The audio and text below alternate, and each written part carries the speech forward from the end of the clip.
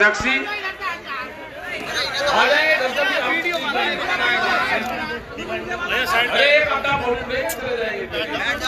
अध्यक्ष जी, सभी किसानों, नौजवान साथियों, पत्रकार बंधु, पुलिस प्रशासन के लोग, मेरी माताएं, बहनें,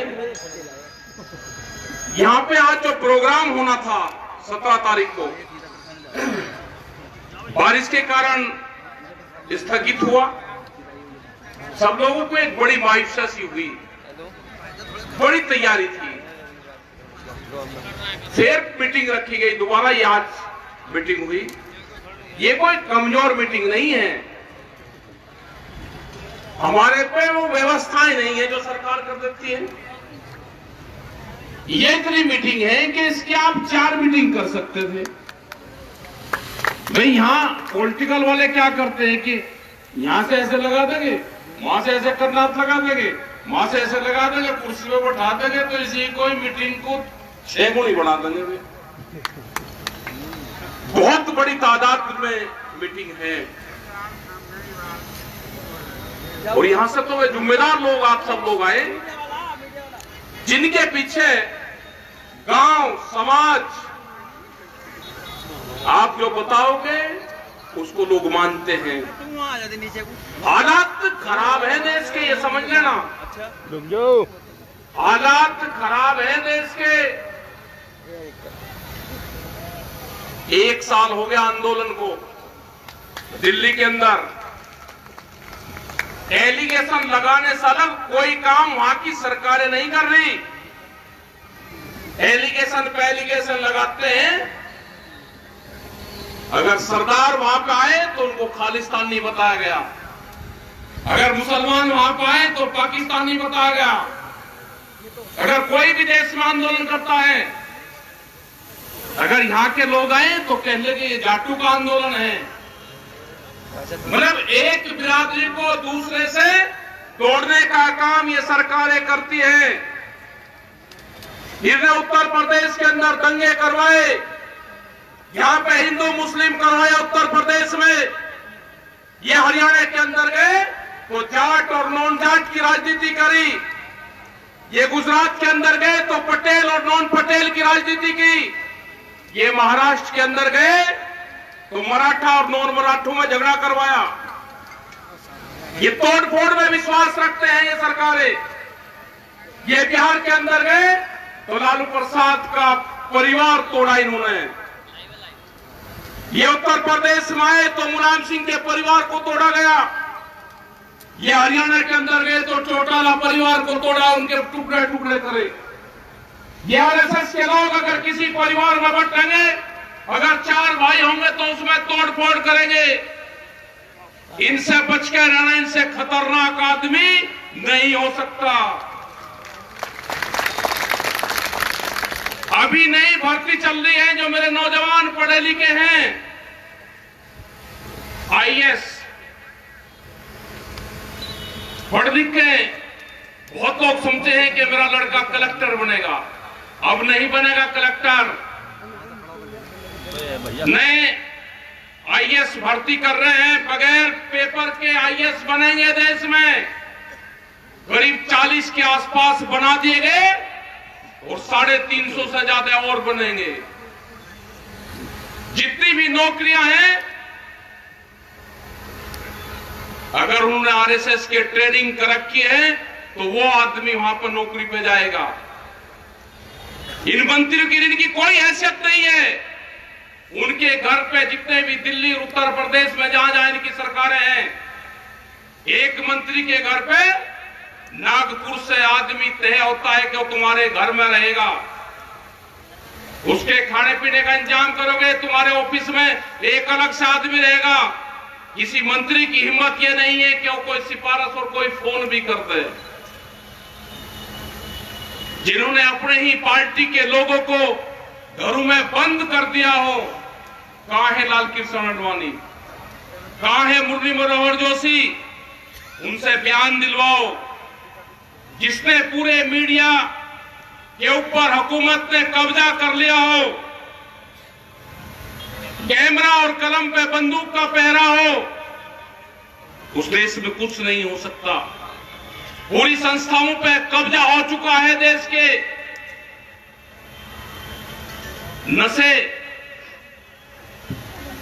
अभी 1-1.5 महीना पहले, 2 महीना पहले एक रिपोर्ट आई, अधिकारियों से संपर्क हुआ उनका, उन्होंने कहा कि 5 ग्राम हेरोइन जो ड्रग्स है उसको रखने पे कोई कानून नहीं बनेगा। कहां ले जाना चाहते हैं देश के नौजवान को?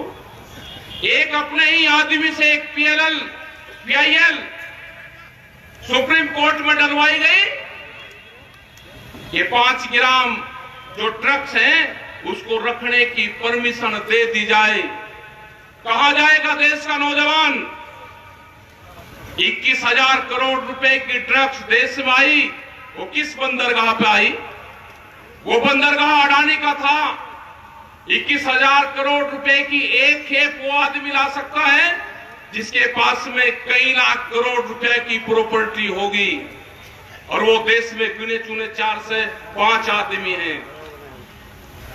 क्या ड्रग्स के नशीले पदार्थों के कारोबार में ये लोग देश में नशा फैलाना चाहते हैं?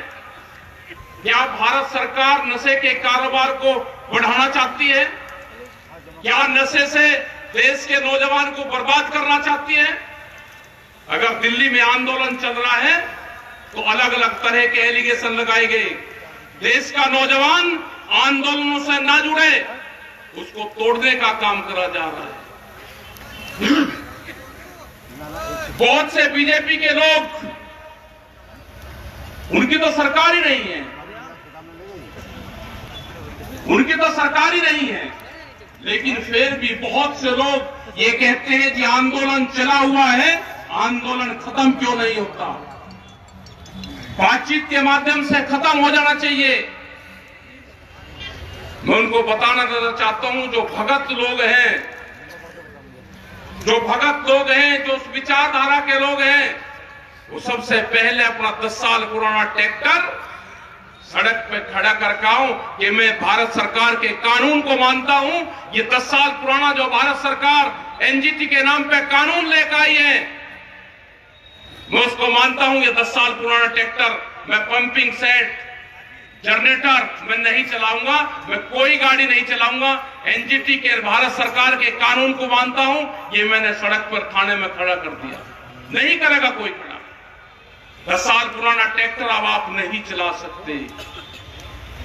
कौन से लोग होंगे कि जो हर 10 साल में ट्रैक्टर बदल देंगे, जो पंपिंग सेट बदल देंगे, जो घर में जनरेटर है उसको बदल देंगे? कोई नहीं है। कानून, ये 3 कानून नहीं है। एक अभी कानून आ रहा है सीड बिल 20 कानून। नए पुलिस स्टेशन खुलेंगे अब देश में। अभी तो एक ही पुलिस स्टेशन होता था। अत्याचार महिलाओं पर बढ़े तो महिलाओं का एक अलग खोल दिया गया। एक बिजली का डिपार्टमेंट खुल गया, बिजली पुलिस बनेगी। एक बीज की पुलिस बनेगी, उसके थाने खुलेंगे। जिस आदमी ने खेत में क्या चीज बोई, वो किस कंपनी से उसने बीज खरीदा, अगर वो सबूत नहीं देगा, कोई कंपनी उसके ऊपर मुकदमा करेगी तो जुर्माना और सजा दोनों उसमें है। बिजली अमेंडमेंट बिल 2020, अगर किसी के घर में 2 पशु होंगे तो उसको कॉमर्शियल कनेक्शन लेना पड़ेगा। ये है कानून। मंडी एक्ट, मंडी से बाहर खरीद होगी, ये कानून है। यहां से पूरा हरियाणा में, पंजाब में जो सेलर हैं, वो सस्ते में धान, गेहूं, बाजरा ये चीजें खरीदते हैं, उनको स्टॉक करते हैं, मंडी के बाहर खरीद करते हैं। पूरे बिहार में 15-16 साल पहले मंडियां खत्म हुई तो बिहार के लोग तो बहुत मजबूत होने चाहिए थे। बिहार में धान आज 800 रुपया क्विंटल बिकता है। जो आज भी गेहूं है वो 1400 रुपए का उसका भाव है। बाजरे का 1100 रुपए भाव है। सरसों जब किसान के पास में थी तो 4,500 रुपए क्विंटल बिकी। आज उसका तेल का भाव क्या है? ये आंदोलन उन गरीब आदमी के लिए भी है जिनके पास में रोटी का जुगाड़ नहीं। ये आंदोलन उसका है कि रोटी बाजार की वस्तु ना बने, रोटी जरूरत की चीज है। आपके ही KFC, मैकडोनाल्ड, ये कंपनियां होंगी। आप अगर इनसे पूछोगे कि शाम को आपका बचा हुआ भोजन कहां जाता है, जब इनकी क्लोजिंग 8 और 9, 10 बजे होती है, तो अगर एक पैकेट खुल गया और उसमें 4 गुलाब जामुन है, 2 गुलाब जामुन की बिलिंग होगी, पर्ची कटेगी और 2 उसमें बचेगी। जब शाम को क्लोजिंग दरवाजा बंद करते हैं तो हमने उनसे पूछा, भाई बचा हुआ सामान आप कहां देते हो? उन्होंने कहा, ये डस्टबिन में कूड़े में वे डालते हैं, कैमरे के सामने डालेंगे। अपने नौकर जो कर्मचारी उनके वहां पे काम करता है उसको भी 2 गुलाब जामुन वे नहीं दे सकते। ये फूड चेन की कंपनियां हैं। ये भोजन पे जिनका जो अधिकार जमाना चाहते हैं कंपनी, जो अनाज पे अधिकार जमाना चाहते हैं, जिन्होंने बड़े बड़े गोदाम देश में बनाए, जो रोटियों को तिजोरी में बंद करना चाहते हैं, ये उसका आंदोलन है। और ये आंदोलन, ये सरकार कान खोल कर सुन ले, ये सरकार, ये आंदोलन जब तक कानून वापसी नहीं होंगे, ये आंदोलन खत्म नहीं होगा। गलतफहमी में मत रहना।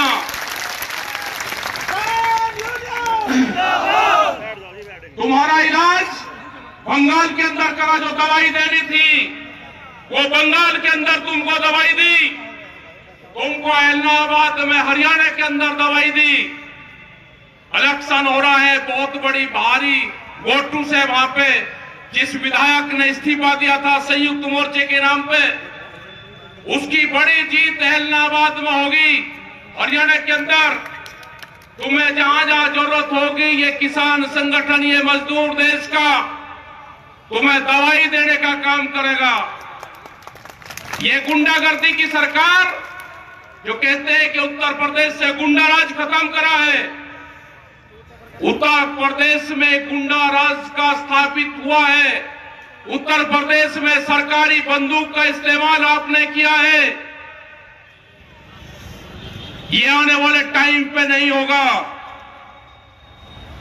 जिस तरह से जिला पंचायत में आपने किया, वो देश और दुनिया की जनता ने देखा। यही ये लोग जो आने वाले विधानसभा होंगे उसमें करना चाहते हैं। तो आप लोग तैयार रहना, दवाई इनको देनी पड़ेगी। बगैर दवाई के इनका कोई इलाज नहीं है। ये बार बार कहते हैं कि रास्ते बंद कर रखे वहां पे। रास्ते बंद भारत सरकार ने किए हैं और हमने कहा कि जब भी रास्ते खुलेंगे 11 महीने के बाद में, सबसे पहले दिल्ली जाने का अधिकार हमारा है। ये लड़ाई लंबी चलेगी और जब भी आपको दिल्ली की कॉल होगी, इनके बहकाव में, प्रेस के बहकाव में मत आना, मीडिया के बहकाव में मत आना। ये हर रोज आपको बहकाने का काम करेंगे कि बॉर्डर सब खाली हो गए हैं। बॉर्डर कोई खाली नहीं हुआ। बॉर्डर पे आज भी ऐसे कैसे ही लोग बैठे हुए हैं। जिस दिन आपको बता जाएगा, अपना ट्रैक्टर सामान लेकर वहां पाना। हमने मंडी की तलाश कर ली है। देश के प्रधानमंत्री ने कहा कि मंडी से बाहर आप कहीं पे भी सामान बेच सकते हो, अपनी फसलों को बेच सकते हो। हमको मंडी मिली, पार्लियामेंट के आसपास, दिल्ली के पार्लियामेंट के आसपास मंडी है। यहाँ के पुलिस स्टेशन मंडियां हैं, यहाँ का डीएम एसएसपी का ऑफिस मंडी है। अगर गाजीपुर, सिंगू, ढासा, टिगरी, अगर उस बॉर्डर की तरफ आपने आंख उठाने की भी, देखने की जरूरत करी, तो उत्तर प्रदेश, हरियाणा, पूरे पंजाब, पूरे देश भर के थाने, डीएम, डीसी, एसपी के ऑफिस, वहां पे किसान अपना माल लेकर जाएगा। जरूरत नहीं करना, अगर हमारा एक झंडा, एक कार्यकर्ता भी वहां पे है, तो पूरे देश का किसान गाजीपुर, सिंगू, ढासा, टिगरी उन बॉर्डर पर बैठा हुआ है। आज भी बहुत जगह आंदोलन देश में चले हुए हैं।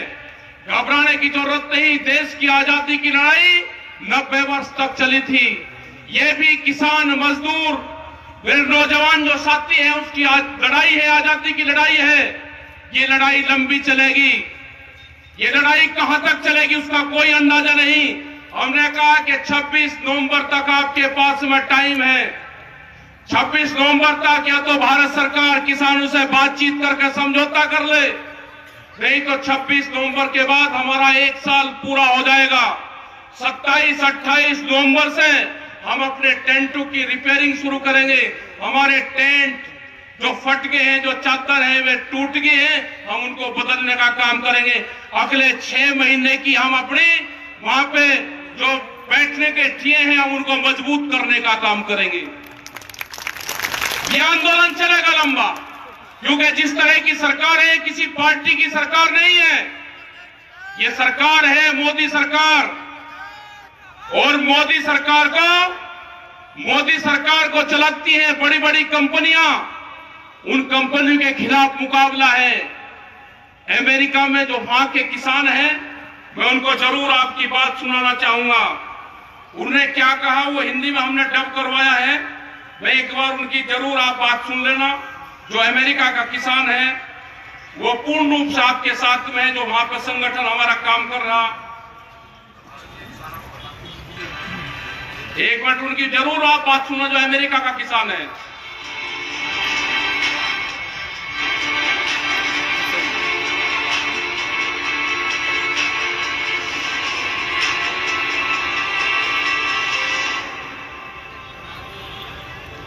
मेरा नाम मिस्टर डेविस है। मैं मिसौरी का एक रिटायर्ड फौजी और किसान हूँ। मैं भारतीय किसानों को बताना चाहूंगा कि मुझे उन पर बहुत फक्र है। उनका फैसला बिल्कुल जायज है। हम भी भारत के किसानों के एकदम साथ हैं। हम उनके संघर्ष को समझते हैं और उनकी मुश्किलों को भी। हम भारत के किसानों पे बहुत गर्व करते हैं, जो अपने हक के लिए, जो अपनी इज्जत के लिए सरकार के खिलाफ जबरदस्त संघर्ष कर रहे हैं। मुझे फख्र होता है भारत के किसानों में। अमेरिका में तो विरोध करने के लिए किसान ही नहीं बचे हैं। मैं भारतीय किसानों की दाद देता हूँ कि आपने अपनी आवाज बुलंद की है। मैं एक युवा किसान और एक मजदूर भी हूँ। हिंदुस्तान के लोगों को मेरा कहना है कि कायम रहो, आप जीतोगे, एकजुट रहो। मेरा भारत के लोगों को यही संदेश है कि अपना संघर्ष जारी रखो और अपनी खेत खलियान अपने हाथ में रखो। मेरा संदेश किसानों के लिए यही है कि आप अपना संघर्ष जारी रखो। हमारी लड़ाई एक ही है, हम आपके साथ हैं। यही एक मौका है। एक बार कंपनियां घुस गए तो वो और मजबूत हो जाएंगे, उनसे छुटकारा पाना मुश्किल होगा। अमेरिका में ऐसा ही हुआ है। कॉरपोरेशंस आपका भला करेंगी, ऐसी बकवास पे यकीन मत करना। ऐसे झूठे सपने वो हमें सालों से दिखाते आ रहे हैं। हम दुनिया का पेट भरते हैं। अजीब बात है, मिसौरी में हर 5 में से 1 बच्चा भूखा सोता है। वो उसे क्यों नहीं खिलाते? अमेरिका में किसान मुश्किल से ही गुजारा कर रहे हैं। जिस राह पर सरकार, कंपनियां जा रही हैं, वो हम भुगत चुके हैं। हमारे किसान ये सब देख चुके हैं, इसलिए वे भारत के किसानों को सावधान करना चाहते हैं कि ऐसा मत होने दें। सच बात तो ये है कि अमेरिकी किसान मायूस हो चुका है, उन्हें कुचल दिया गया है, वो थक चुके हैं। भारत की तरह यहाँ भी वो खुदकुशी कर रहे हैं। जो बच्चे खुशे किसान हैं वो कंपनियों से डर कर रहे थे। ये अमेरिका के किसान थे जिनका ऑडियो जो इंग्लिश में था वो हिंदी में डब करवाया गया, वो सुनाया गया, और पूरी दुनिया की ये लड़ाई है। ये अकेले भारत की नहीं है, ये हालात पूरे देश में हुए हैं, पूरी दुनिया में हुए। जो बड़ी कंपनियां हैं उन्होंने कहा कि सोने पे व्यापार नहीं करना, अब मोबाइल पे व्यापार बहुत हो गया, अब भूख के ऊपर व्यापार करना है। भूख 1 साल में आदमी को 700 बार लगती है, और सुनना जो महिलाएं पहनती हैं वो 1 साल में 17 बार पहनती है। तो भूख पे व्यापार करने का इन बड़ी कंपनियों ने ठान लिया है। आपकी जमीनें जाएंगी, ये इसमें नहीं लिखा हुआ है कॉन्ट्रैक्ट में, लेकिन जो हालात बने हुए हैं, फसलें हम दिन के उजाले में भी नहीं बेच पाते, और जमीनें हम रात को भी अगर पैनामा करना चाहें तो जमीनें हमारी बिकती हैं। अपनी जमीन बचानी है, अपनी फसल और नस्ल बचानी है, तो इस आंदोलन का हिस्सा बनो। अगर ये आंदोलन फेल होगा तो आने वाले टाइम पे नहीं कि कोई दूसरा आंदोलन कोई खड़ा हो जाएगा। वे 14 करोड़ नौजवान जो देश के प्रधानमंत्री ने झूठ बोल के उनसे वोट लिया है उनका, ये 2 करोड़ नौकरियां हम हर साल देंगे, वो 14 करोड़ नौजवान हैं जो आज नौकरी की तलाश में ढूंढ रहा है। उनको तो मिली नहीं, लेकिन जिनकी नौकरियां थी वो भी बहुत नौकरियां गई। बहुत से संस्थान देश के बिखरे हैं, रेलवे, टेलीफोन, LIC, बहुत से संस्थान, समुद्र के किनारे रेलवे की खाली जमीनें, मंडियां, मध्य प्रदेश की 182 मंडियां बेच रही अभी, उत्तर प्रदेश में भी जो मंडियां हैं उनकी जो खाली जगह है उनको भी बेचने का काम करेंगे। आपके यहां पे सड़कें बन गई, अब कोई भी आदमी NH नेशनल हाईवे के पास में गुमटी लगा के चाय नहीं बेच सकता। वो कानून आ गया देश में, उसको पेट्रोल पंप की तरह लाइसेंस लेना पड़ेगा और उसका काम करना है। तो ये बहुत से कानून आ रहे हैं, इसका अगर विरोध करना, इस मोदी सरकार का अगर विरोध करना है तो आपको एक नजर अपने खेत पर रखनी पड़ेगी और दूसरी नजर दिल्ली के आंदोलन पर रखनी पड़ेगी। वहां लगे हुए हैं, कल भी हंगामा चला के बैरिकेटिंग खोल रहे हैं। बैरिकेटिंग खोल ले, हमने एम्बुलेंस को जाने दिया जो भी वहां पे गाड़ियां आ रही है, लेकिन अपने पक्के टेंट भारत सरकार ने अपनी सीमा में लगा रखे हैं। वे अपनी सीमा से टेंट हटाएंगे तो हमारा भी दिल्ली जाने का रास्ता साफ होगा। एक भी गाड़ी, ये प्रेस के लोग हैं, हम एम्बुलेंस दूसरी गाड़ियां निकलवाते हैं, लेकिन अगर एक भी गाड़ी झंडा लगी किसानों की एक कार भी जाती है तो वह दिल्ली में प्रवेश नहीं कर पाती। ये कैसे बॉर्डर खुले हैं? ये पूर्ण रूप से देश के किसानों को, देश की जनता को भ्रमित कर रहे हैं। हम चाहते हैं कि बॉर्डर खुले, हम लोग भी पार्लियामेंट के आसपास, दिल्ली के मॉल के आसपास अपनी फसलों को बेच सकें, अपनी बात भारत सरकार को कह सके। हम भी जाना चाहते हैं। अगर बॉर्डर खुलेंगे तो सबसे पहले प्रभावित लोग ये देश का किसान है, जो पिछले 11 महीने से दिल्ली के दरवाजे पर बैठा हुआ है कि दिल्ली की बादशाह कब अपना दरवाजा खोलेगी और हम दिल्ली के अंदर एंट्री करेंगे। अपना ध्यान रखना, आपकी पंचायत बहुत मजबूत पंचायत आपकी हुई, इस पर हमेशा ध्यान रखो, इन पे कायम रहो। और विजयपाल सिंह ने, सब लोगों ने, यहाँ की पूरी कमेटी ने, अध्यक्ष जी ने, जितने भी लोग यहाँ पे हैं, इन्होंने सबने बहुत यहाँ पे मेहनत करी। हताश होने की कोई जरूरत नहीं है। अपने ट्रैक्टर का मुंह दिल्ली की तरफ करवा कर रखना, इनकी हिम्मत नहीं कि आपको रोक सके। आपका धन्यवाद। जय हिंद, जय भारत, जय मुरादाबाद।